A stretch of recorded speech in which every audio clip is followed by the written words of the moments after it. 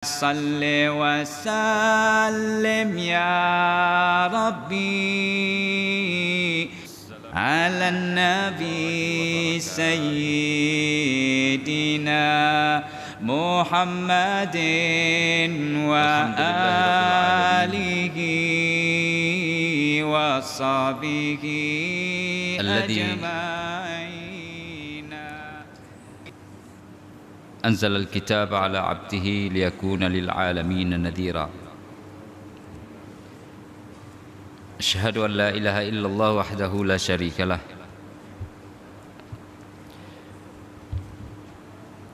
وأشهد أن سيدنا محمدا عبده ورسوله لا نبي بعده. اللهم صل وسلم وبارك على هذا النبي الكريم محمد إمام الأنبياء والمرسلين قائد المفسرين والمحدثين حجة الفقهاء وقدوة الأولياء والصالحين وعلى آله وأصحابه الطيبين الطاهرين وبعد.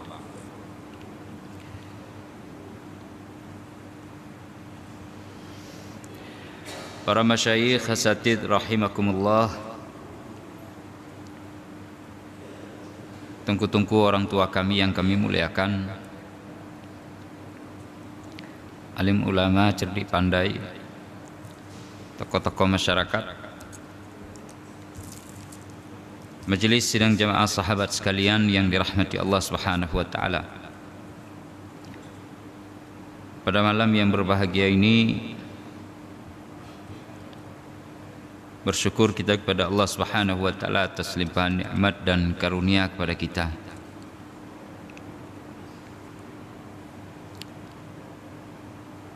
Sehingga kita bisa hadir di tempat yang mulia ini.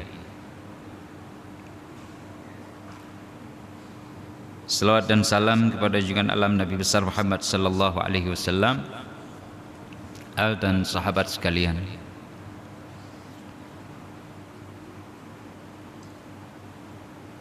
Nabi yang merupakan nikmat bagi kita semua, karunia dari Allah Subhanahu wa taala. Begitu juga dengan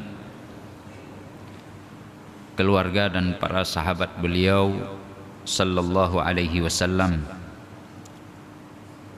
radhiyallahu anhum ajma'in minal awwalin wal akhirin.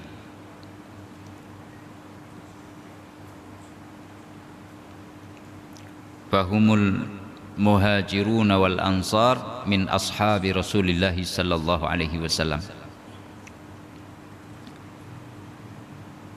Kajian kita jemaah rahimakumullah sampai pada surah Al-Alaq. Surah yang kalau diterjemah artinya segumpal darah. Nama lainnya adalah surah Iqra. Sudah kita bahas pada pertemuan yang berselang 2 kali pertemuan.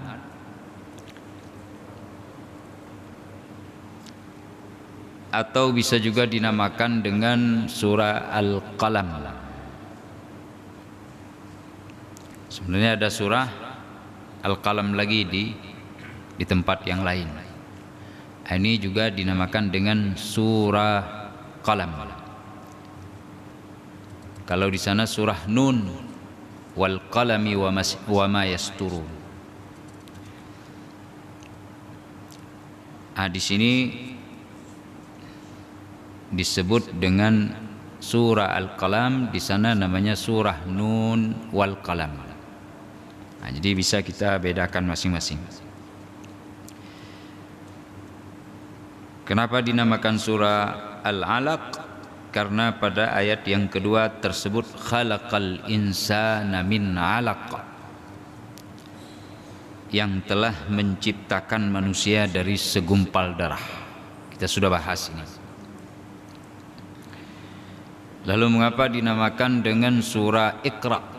Karena ayat pertama, Iqra bismi rabbikal ladzi khalaq. Ini 2 nama sangat masyhur.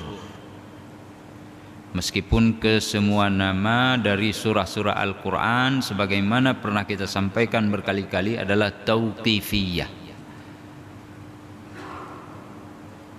Dia adalah penentuannya dari Rasul sallallahu alaihi wasallam. Rasul dapat penentuannya dari Jibril alaihi salam, dan Jibril diberikan arahan oleh Allah Subhanahu wa taala tentang penamaan ini. Meskipun nanti ada beberapa perbedaan pendapat apakah memang tauqifiyah atau tidak. Ada sebagian kecil mengatakan tidak tauqifiyah. Detailnya nanti bagi siapa yang ingin mempelajari lebih lanjut boleh dilihat di dalam Al-Itqan fi Ulumil Quran karya As-Suyuti rahimahullah. Sementara nama yang ketiga yaitu surah Qalam, itu diambil dari ayat yang keempat, ya, alladzi 'allama bil qalam. Juga perlu diingatkan bahwa penamaan surah Iqra tadi yang kedua diambil dari ayat yang pertama, bukan ayat yang ketiga, karena ayat yang ketiga juga bunyi Iqra wa rabbukal akram, tapi pengambilannya dari ayat pertama, Iqra bismi rabbikal ladzi khalaq. Sidang jamaah rahimakumullah, bila sebelumnya ada surah At-Tin, itu berbicara tentang bentuk penciptaan manusia, maka pada surah Al-Alaq itu berbicara tentang proses penciptaan manusia. Pada surah At-Tin disebutkan tentang pengembalian manusia ke derajat kehinaan. Maka pada surah Al-Alaq Allah tentukan apa yang menjadi sebab manusia itu jatuh kepada kehinaan. Pada surah At-Tin tak disebut. Thumma radadnahu asfala safilin. Kemudian kami kembalikan manusia ke tempat yang paling rendah. Tidak disebut apa faktor yang menyebabkan manusia berada di tempat yang rendah. Tapi pada surat Al-Alaq baru disebutkan oleh Allah apa yang menjadi sebab manusia berada di tempat yang hina lagi rendah. Di antaranya bisa dilihat pada ayat yang ke-6, itu secara sharih disebutkan innal insana layatgha, sesungguhnya manusia itu sungguh amat melampaui batas. Dalam istilah yang sering kita dengar dari para penulis disebutkan melampaui batas itu adalah ifratun, ya. Sementara lawan dari ifratun adalah tafritun. Ifrat disuruh jalan hanya sebatas sampai Lambaro, itu sebagai contoh, tapi dia melaju kencang melebihi Lambaro, itu ifrat. Tafrit disuruh dari sini sampai dengan Lambaro, tapi malah dia tidak di sini, dia menuju ke belakang, dia putar, itu tafrit. Jadi dengan bahasa lain zaman sekarang disebut dengan orang-orang yang ekstremis, itu berlebihan, sementara orang-orang yang tafrit adalah orang-orang yang radikalis, ya. Jadi dia terbatas, tidak masuk ke dalam ranah di mana wilayah itu diperbolehkan untuk kita berada, tapi malah dia kekurangan tidak mau masuk ke wilayah tersebut. Nah, kata yatgha bermakna demikian.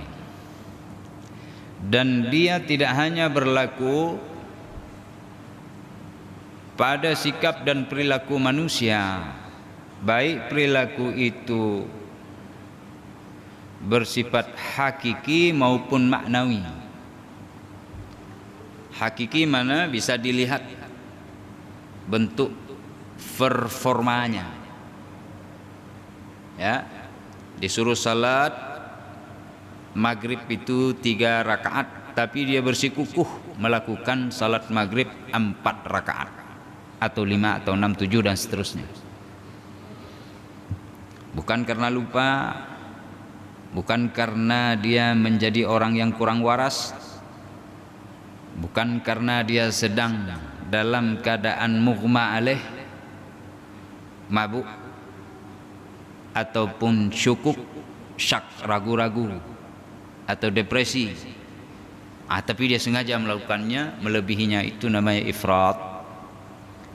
Ifrat seperti itu dia masuk ke dalam ranah la yatgha.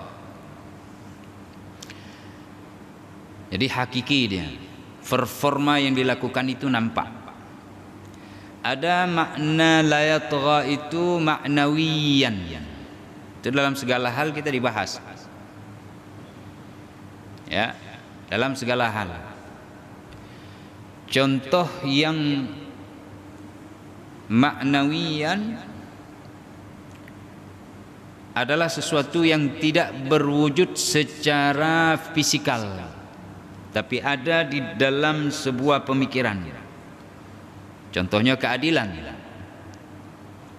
Tunjukkan kepada kita mana bentuk keadilan itu. Maka kita tidak bisa menunjukkan, ini dia sosok keadilan. Tidak bisa kita tunjukkan sama orang, karena dia sifatnya maknawiyan. Adil bisa saja membagi satu potong roti dengan bagian yang sama, kita berikan kepada salah satu dari anak-anak kita yang 2 orang, satu kasih kemari, satu kasih kemari, itu adil. Ada kala adil itu adalah membagi 1/3 kepada 2/3. Yang besar kita berikan 2/3, yang kecil kita berikan 1/3. Adil. Berarti dia tidak berbentuk yang baku sebagaimana yang dilihat ketika kita memahami sesuatu itu sifatnya hakiki, tapi ini maknawi.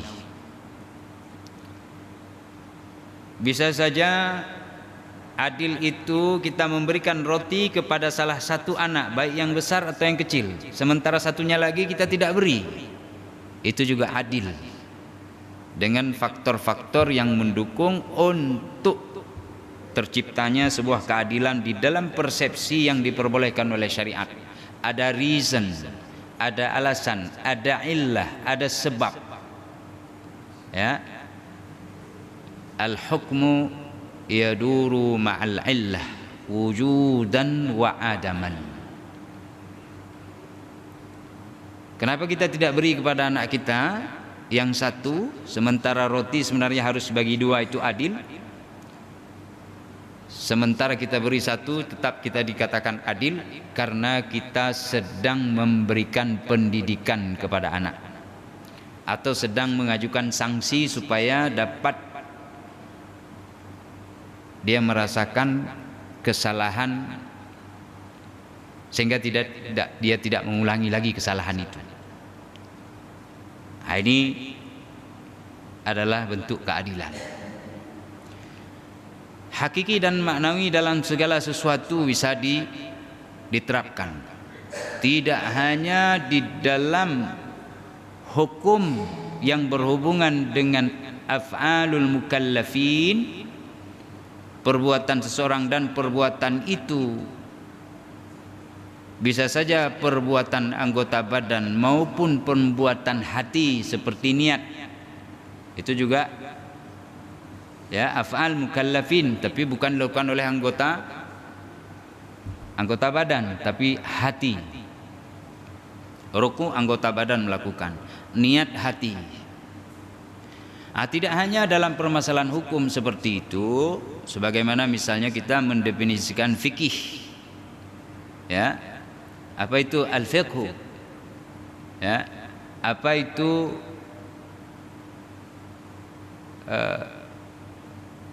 fikih?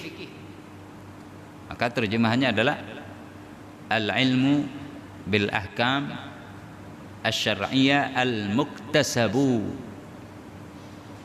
min adillatiha at-tafsiliyah.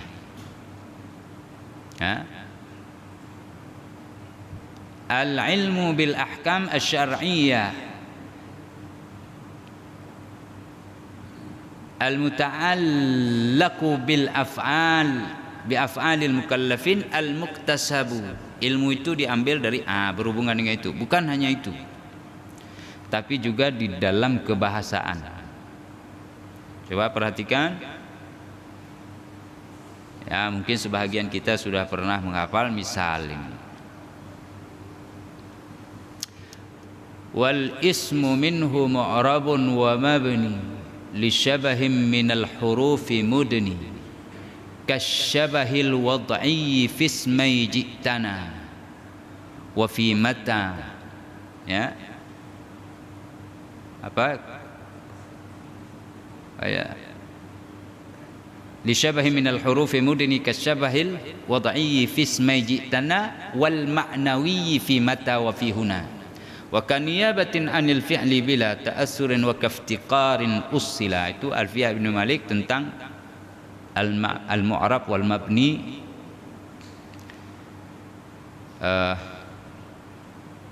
fil ismi. Ini dibahas. Ada 1000 lebih bait kitab Alfiyah Ibnu Malik yang nanti menjelaskan tentang kaidah-kaidah nahwu dan saraf.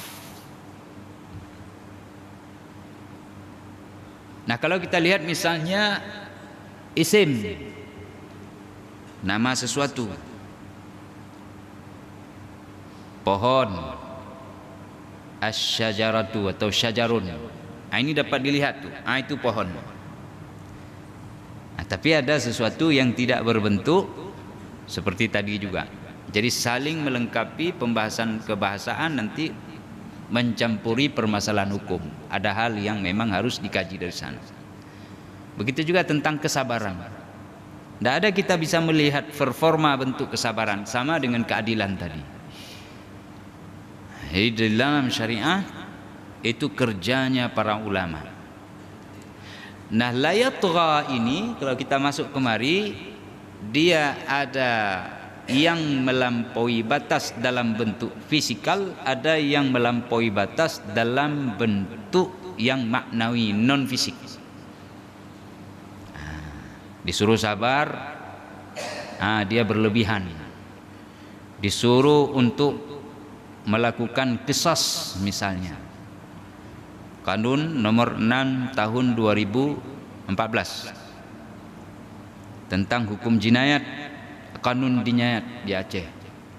Kita melakukannya, rupanya kita melampaui batas. Sementara ayat mengatakan agar kita tidak menganiaya. Ya. Fala tusrifu fil qatl. Dikasihkan hak kepada waliul amr, ya, dan itu dituntut oleh ahli waris yang terbunuh, dan pembunuhan itu disengaja, udwan. Jadi syarat-syaratnya lengkap semua. Rupanya caranya melakukannya itu dengan berlebih-lebihan. Bukan hanya dipancung, taruh di bawah lalu lempar batu dari atas kepala jauh-jauh. Batu besar. Ini layatugha. Jadi semua dibahas di dalam Islam sedemikian rupa.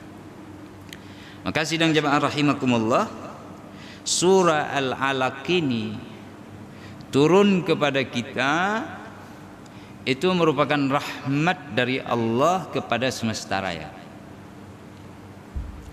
Sebenarnya kalau kita mau bahas,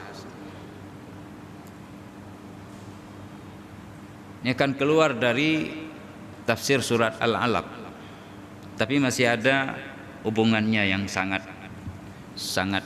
erat kaitannya. Cuman akan luas dengan kemampuan yang Allah berikan kepada kita semua, kita bisa memahaminya, kita bisa menjelaskannya. Tapi karena mungkin faedahnya lebih besar, kita masuk sedikit misalnya. Allah Subhanahu wa taala pilih kepada kita nabi. Siapa yang dipilih? Nabi Muhammad sallallahu alaihi wasallam. Lalu kalau orang bertanya kepada kita, atau kita bertanya kepada diri kita sendiri, atau saya bertanya kepada jamaah, atau jamaah bertanya kepada kami, ini jawabannya belum tentu memuaskan. Kenapa tidak memuaskan? Karena kita tidak menguasai keadaan ini. Siapakah Nabi Muhammad? Maka sebagian orang akan menjawab, dia adalah manusia biasa. Ini sudah pernah kita sampaikan sedikit tentang ayat ini. Qul innama ana basyarum mislukum. Katakanlah bahwa aku adalah manusia biasa seperti kalian. Maka muncullah orang-orang jauh nun di sana mengatakan, ya Muhammad sama seperti kita. Dia tidak baca. Kalaupun dia baca, dia tidak mengambil kesimpulan di sana atau lalai dari makna yang sangat-sangat substantif ini. Innama ana basyarum mithlukum yuha ilayya, diberikan wahyu kepadaku. Nah, inilah yang membedakan nabi dengan kita. Ini baru satu kata, Pak. Ayo kita buka yang lain. Kita ambil dulu biar ada terkait ini Pak Bahri dengan surah Al-Alaq. Al-Alaq ini bagian dari Al-Quran. Al-Alaq ini bercerita tentang membaca. Bagaimana Allah mengajarkan manusia dengan dua sebab, dengan dua faktor, dengan dua perantaraan. Pertama dengan menggunakan pena, yang kedua tanpa menggunakan unsur apapun dari dunia ini, tapi Allah mengatakan ma lam ya'lam, apa yang tidak diketahui manusia diajarkan. Ini anugerah enggak? Anugerah. Melalui siapa diajarkan ini? Melalui nabi. Sampai kepada Nabi wahyu. Inilah dia makna yuha ilayya, yang kita tidak mengetahuinya. Lalu siapa Nabi ini? Bukan sembarangan. Hadis banyak, ayat juga. Wa id akhadallahu mitsaqan nabiyyina lama ataitukum. Ingat ketika Allah mengambil perjanjian dengan para nabi. Singkat cerita, ayat ini bercerita tentang memberikan informasi kepada kita bahwa Allah mengambil janji dengan para nabi. Nanti kalau datang seorang nabi dan kalian sempat menjumpai nabi itu, apakah kalian akan beriman padanya atau tidak, dan menolongnya atau tidak? Kami beriman dan kami tolong. Maka Nabi pun sebelumnya bercita-cita ingin bisa jumpa dengan Nabi ini. Karena lama masih tidak jumpa, itu Nabi dikasih tahu kepada umatnya akan datang. Semua Nabi bilang. Intinya hendak kita katakan Nabi Muhammad adalah penghulunya para Nabi dan Rasul. Ini kelebihan tuh. Diwahyukan kepadanya, lalu menjadi penghulu para nabi dan rasul. Sudah. Ini global saya kita sampaikan, nanti detailnya ada waktu lain kita sampaikan. Supaya kita punya persepsi, Pak. Supaya kita tahu ketika imam mengatakan sallallahu wasallama ala nabi sayyidina, kita pun ikut Muhammadin wa alihi wa sahbihi ajma'ina salli wa sallim ya Rabbi, dan seterusnya. Ala nabi sayyidina Muhammadin wa alihi wa sahbihi ajma'ina, dan seterusnya. Sudah, irama apa saja boleh dipakai.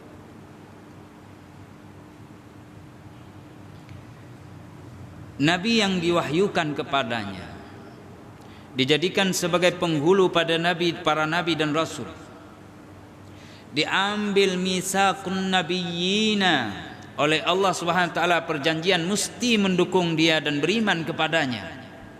Sampaikan kedatangannya kepada umatmu, supaya umat kalau jumpa dengan nabi ini dia mesti pula beriman dan mendukung perjuangannya. Dan bila mereka tidak jumpa, sampaikan wahai umat, hai nabi ke umat, dan agar umat menyampaikan turun temurun.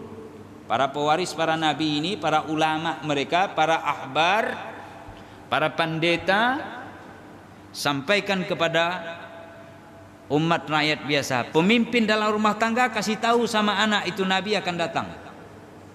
Kalau dia datang kalian mesti beriman dan ikut. Itu kelebihan Muhammad. Sudah. Kemudian Nabi bilang,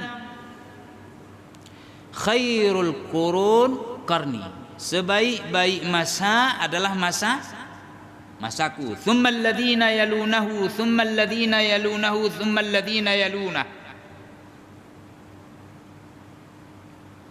Ada 3 kali disebut sebaik-baik masa adalah masaku.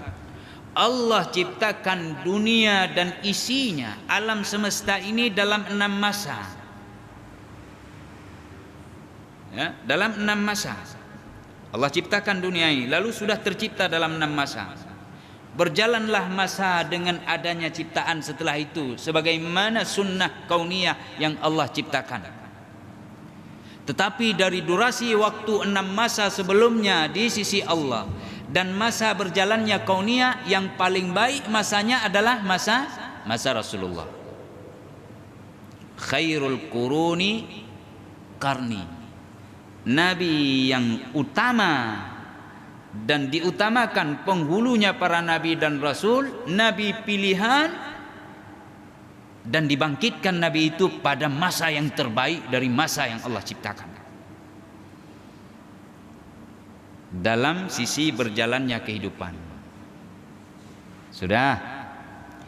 Lalu kemudian Allah pilih pengikutnya juga terbaik pengikut. Wa takunu syuhada'a 'alan nas, menjadi saksi bagi manusia. Nabi menjadi saksi bagi nabi yang lain, bagi umat yang lain, umatnya menjadi saksi bagi umat yang lain. Bukan model-model kayak kita. Umatnya yang menjadi saksi bagi umat yang lain adalah selevel Abu Bakar atau yang berada di tingkatan di bawahnya.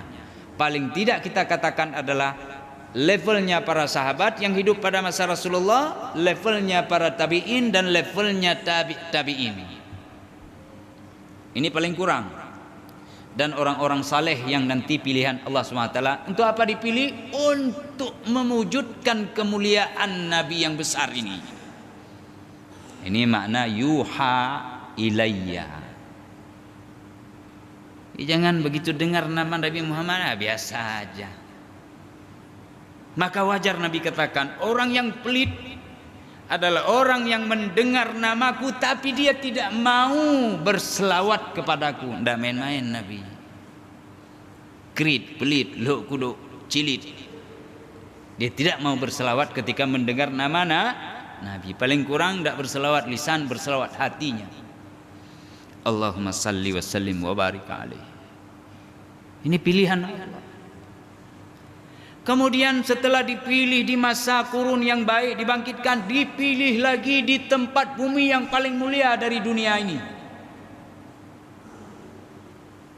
Bakkah Mubarakah, di Mekah yang berkah. Lalu dipancarkan cahayanya ke Madinah, bumi yang juga baik, berada di poros bumi, Pak, yang bisa menghubungkan antara timur dengan barat, antara utara dengan selatan. Bumi ini yang diteramahi oleh beberapa penceramah bahwa adalah masyarakatnya sangat bobrok. Benar, tapi dalam sisi akidah, dalam sisi hubungan kemasyarakatan, tapi tidak dalam sisi yang lain. Mereka punya seni, walaupun mereka memang betul secara akidah menyembah berhala, tapi seni mereka belum pernah hilang dari jiwa mereka. Walaupun mereka ini tidak tahu bagaimana cara berhubungan secara komunikasi kemasyarakatan, tapi mereka menyadari akan eksistensi diri yang harus diperjuangkan dengan kemuliaan. Romawi tidak, emak sendiri diperkosa.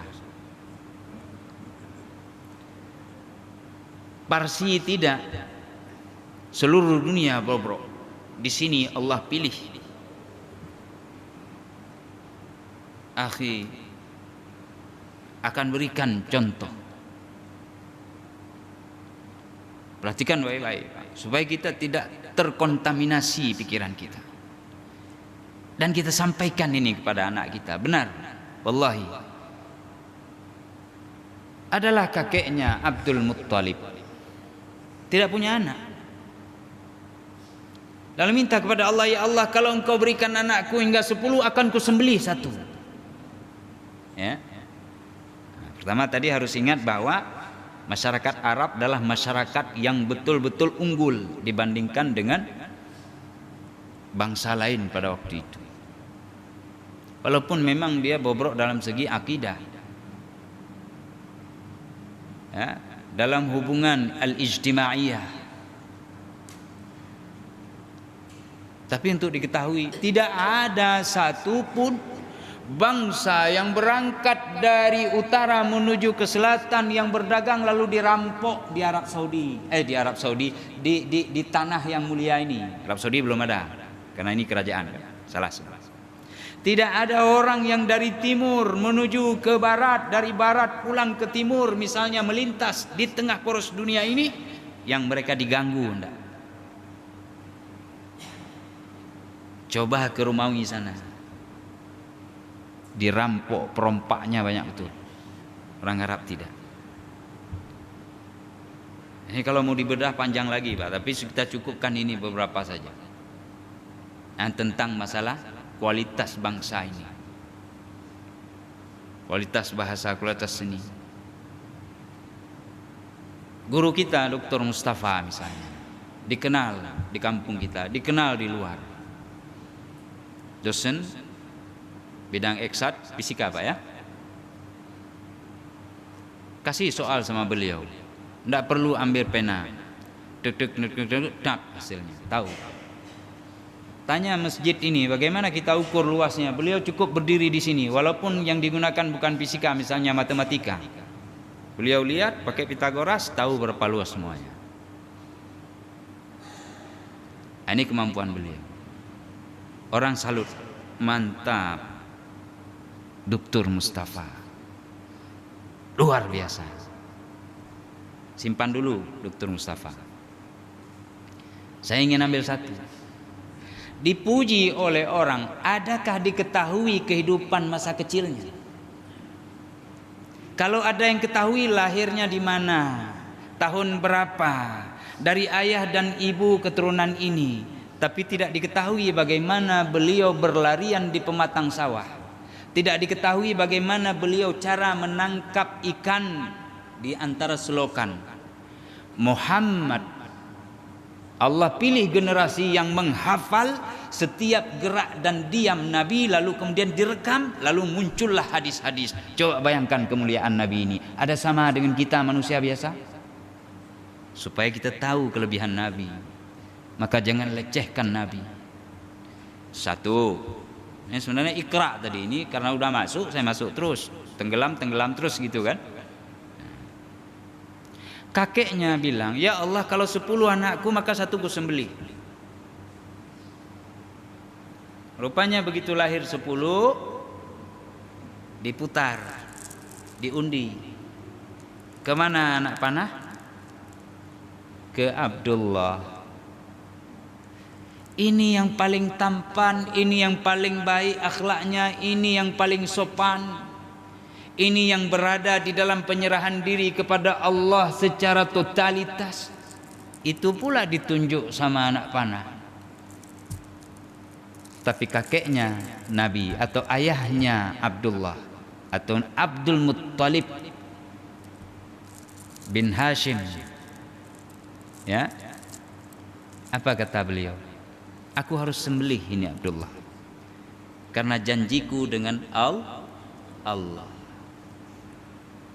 Kalau kita seperti itu, mau kita sembelih Pak, mikir dulu kita. Abdul Muttalib tidak mikir-mikir, anakku harus kusembelih karena janjiku dengan Tuhan. Beliau melihat memungkiri janji dengan manusia adalah aib, dengan Allah aib yang maha aib. Maka beliau tidak tinggalkan itu, supaya tahu nih siapa Abdul Muttalib. Jadi jangan orang melecehkan ini, kita ya juga. Tidak main-main. Datang orang Quraisy yang lain, datang kabilah yang lain. Abdul Muttalib, jangan sembelih anakmu yang paling hebat ini, baik kali dia, subhanallah. Jangan. Kasihan dia, hendak kamu lihat. Ganti saja sama anak yang lain. Pertama disuruh ganti, pilih aja yang lain. Oh tidak. Ini janjiku dengan Tuhanku. Jangan permalukan aku dengan Tuhanku. Jangan buat aku berdosa kepada Tuhanku. Bukan penyembah berhala beliau. Ka'bah diserang oleh Abraha. Kemana beliau serahkan? Kepada Allah pemiliknya. Dengan bahasa ulama, berada dalam agama yang hanif. Sebagian mengatakan berada dalam agama yang fitrah. Sudah. Nyokakan mulai nurun dulu. Begini sajalah, kami punya usul lain, ganti saja sama onta. Karena kalau engkau bunuh ini anak, engkau sembelih, hancur sudah kita ini, enggak ada bisa kami bayangkan, kami pun semangat hidup hilang. Bedah Abdul Muttalib minta urun pintar, ahli yang menurut beliau bisa menerawang keadaan dan membaca keadaan. Bahasa di dalam hadis disebut al-kuhanah. Mungkin sebagian bilang ini ahli nujum atau tukang tenun, itu penamaan saja.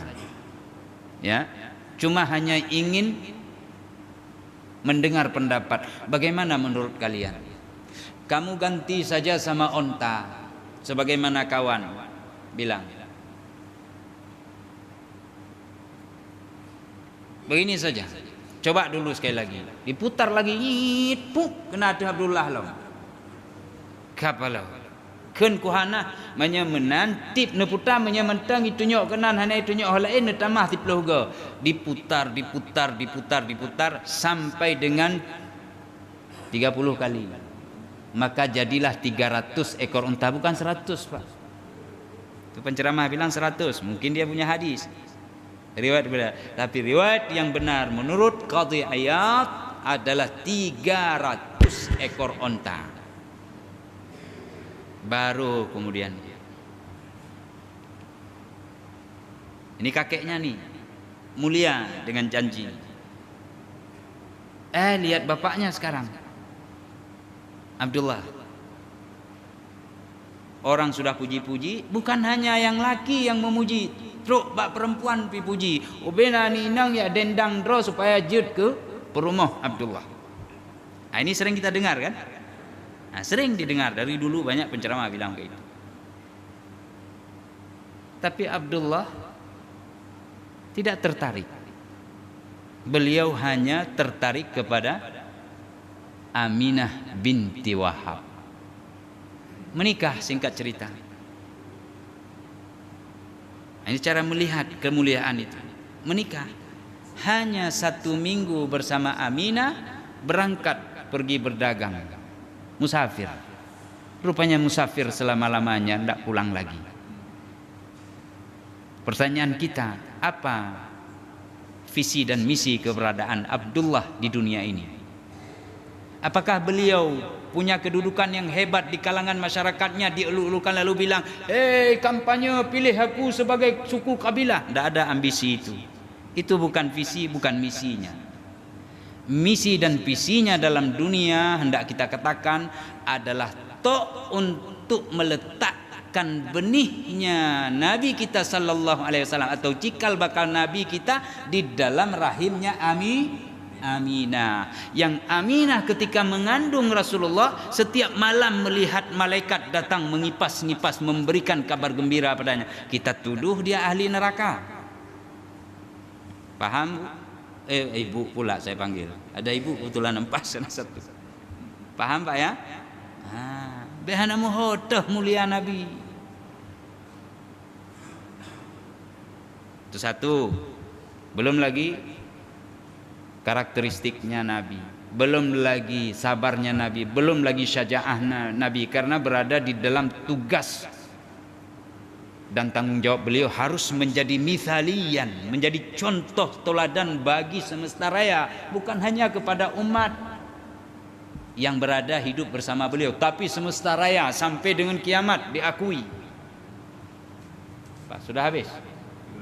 Belum? Belum. Kalau habis kita sambung nanti. Temuan akan datang. 2 menit lagi.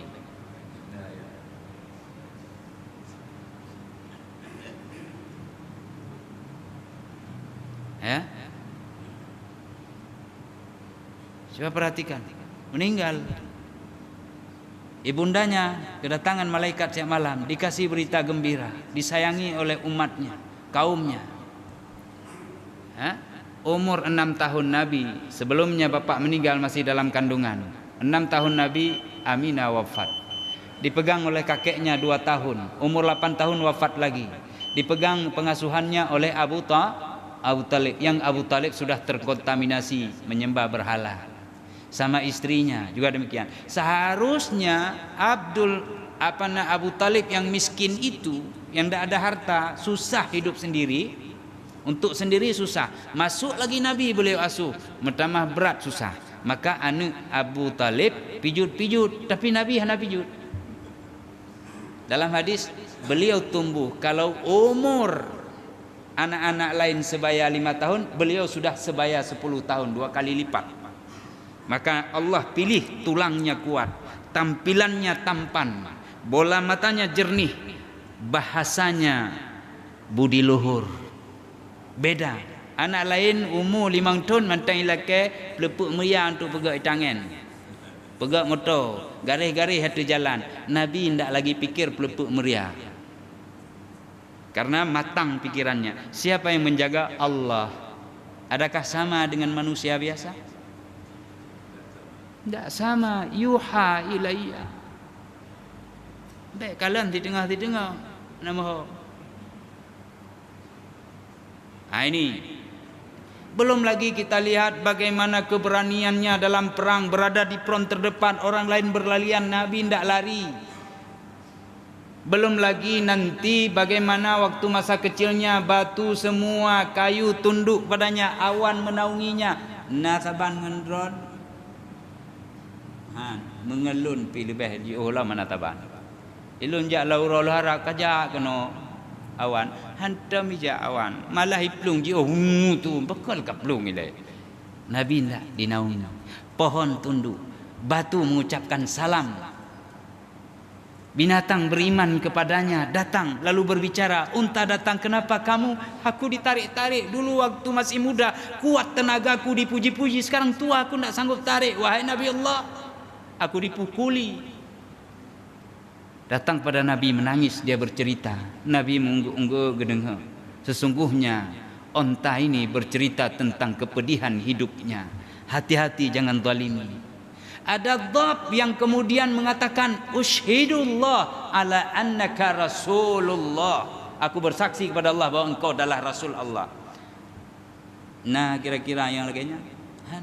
Naijak cai yatub disembunyikan, disamarkan tampilan Rasulullah sehingga tidak dapat dilihat oleh musuh. Ada. Kemuliaan di atas kemuliaan. Adakah manusia biasa yang bisa dimi'rajkan, diisrakan lalu berjumpa dengan Allah Sidratul Muntaha? Jibril saja tidak bisa masuk. Ini sudah kita percepat, Pak, karena waktu kita. Jibril saja tidak bisa masuk. Lau taqaddamtu khutwatan la taharraktu atau la harrakatni nurul jababirah. Kalau aku melangkah satu langkah saja, hai Muhammad, maka cahaya keagungan Allah akan membakar diriku. Engkau bisa masuk. Adakah kelebihan itu manusia biasa miliki? Tidak ada. Ya Rasulullah, atara rabbak au kaifa tara rabbak? Bagaimana engkau melihat Tuhanmu? Maka Nabi mengatakan nurun fa anna arahu. Lalu riwayat lain mengatakan mislal badar lailatal mukmirah atau mukammarah. Aku melihat bagaikan purnama begitu sempurna, tidak bisa diucapkan. Purnama 15, di bawahnya enggak sempurna, di atasnya mengecil. Jadi penggambaran sempurna secara bahasa adalah untuk menyebutkan sebuah personifikasi atau hiperbolakah atau mungkin makna superlatif kah, bahwa itu adalah malam purnama. Nah itu dia. Letaknya gua habis lah. Gua habis, Pak. Kita atur satu persatu. Ada orang yang diberikan makam syufaat, wasilah. Yab'atsakallahu maqaman mahmuda. Adakah yang diberikan surah Al-Iqra, Al-Quran, Al-Fatihah, As-Sab' minal Masani? Adakah yang diberikan Al-Hikmah? Ada yang diberikan Al-Kitab. Yu'allimukumul kitaba wal hikmata wa yuzakkihim. Ada?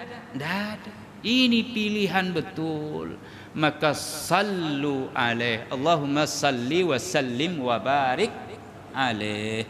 Maka Allah perintah, Iqra bismi rabbikal ladzi khalaq. Bacalah dengan menyebut nama Allah. Kalau lupa menyebut nama Allah dalam membaca, syaitan menjadi gurunya. Tapi kalau dia menjadikan Allah sebagai sumber memulai dan berakhir kepada Allah, maka bukan hanya ilmu diberikan oleh Allah, al-hikmah, ilmu terbatas. Karena ilmu adalah lautan yang diambil setetes airnya lalu dibagi, dan itu pernah kita ceritakan. Tapi al-hikmah tidak ada yang tahu ujung pangkalnya, hanya Allah yang memberikan kepada hamba pilihannya.